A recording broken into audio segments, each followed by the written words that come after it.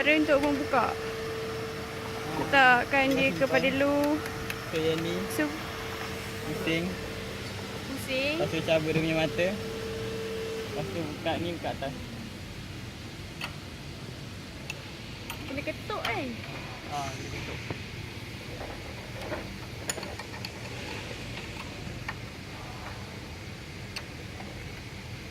Dia music. Ya.